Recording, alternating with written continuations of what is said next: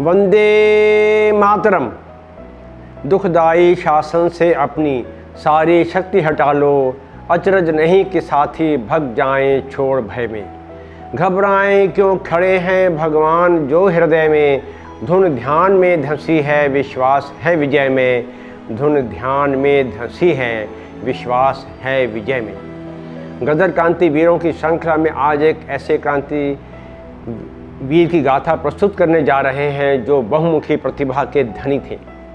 कवि, लेखक, पत्रकार, इतिहासकार, उत्कृष्ट वक्ता व विभिन्न भाषाओं के ज्ञाता और स्वतंत्रता संग्राम से नारी। जी हाँ, माँ भारती के ऐसे बहुत से क्रांतिवीर थे जिनमें इस प्रकार की विलक्षण प्रतिभाएं थीं। आप विभिन्न भाषाओं के ज्ञाता भी थे। गुरमुखी, ब्रज भाषा, अंग्रेजी, चीनी, जापानी, बंगला और हवाई देश में बोले जाने वाली हवाईयन भाषा। धन्य थे इतने गुणों से संपन्न होना, परंतु भारत माँ की पराधीनता से मुक्ति के लिए पूर्ण समर्पण और जीवन होम कर दिया। जी हाँ, आज हम श्रद्धा सुमन अर्पित कर रहे हैं क्रांतिवीर मुंशा सिंह दुखी जी को।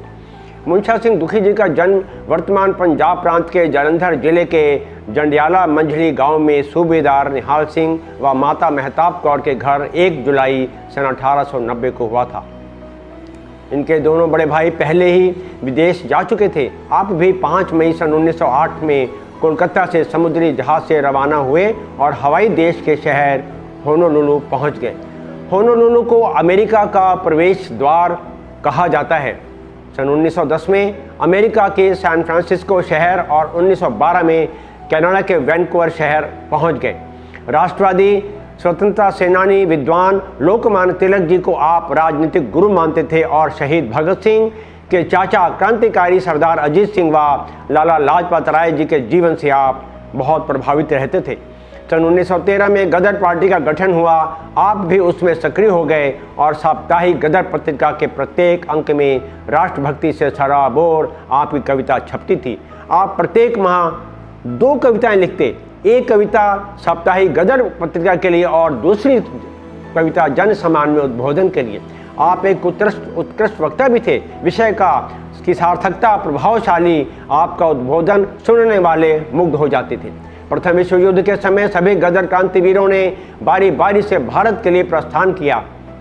आप अपने उद्बोधनों से कनाडा में प्रचलित हो चुके थे। कनाडा सरकार आपकी गतिविधियों पर पैनी नजर रखती थी व भारत में ब्रिटिश शासन को भी इसकी जानकारी दे दी जाती थी।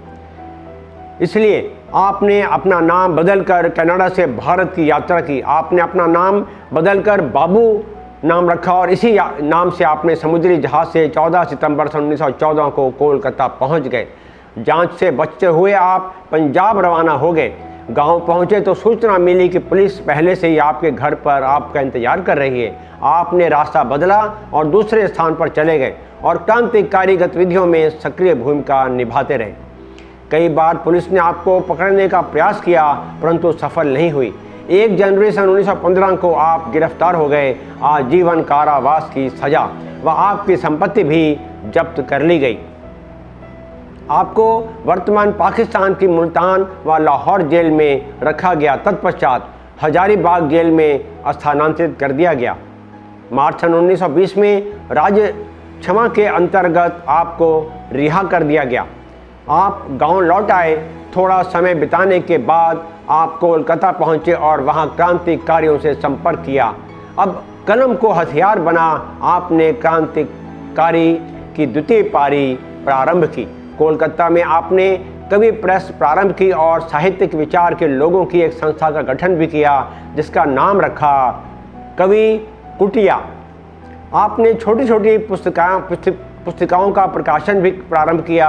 सन 1927 में कवि नामक मासिक पत्रिका, सन 1928 में साप्ताहिक सिंडिकेट पत्रिका और सन 1929 में सांझीवाल नाम की साप्ताहिक पत्रिका प्रारंभ की। यह सभी पत्रिकाएं क्रांतिकारी विचारों के लेख से पूर्ण होती थीं।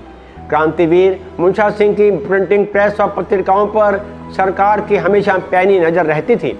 सन 1931 में प्रिंटिंग प्रेस को सरकार ने जब्त कर लिया, परंतु ब्रिटिश सरकार क्रांतिवीर मुंशा सिंह दुखी जी के जज्बों जज्बातों और क्रांतिकारी विचारों को कुचल नहीं पाई। उन्होंने मुल्तान जिले के मियाँ चानू नामक स्थान से क्रांतिकारी मासिक पत्रिका पुनः प्रारंभ कर दी। क्रांतिवीर मूसा सिंह जी के अनेक काव्य संग्रह प्रकाशित हुए। उपन्यास व जीवनियों पर भी अनेक पुस्तकें प्रकाशित हो चुकी हैं। वह जालंधर में स्थित देश भगत यादगार कमेटी में देश भगत यादें पत्रिका के संपादक भी रहे और गदर क्रांतिवीरों के जीवन पर भी अनेक पुस्तकें लिखीं।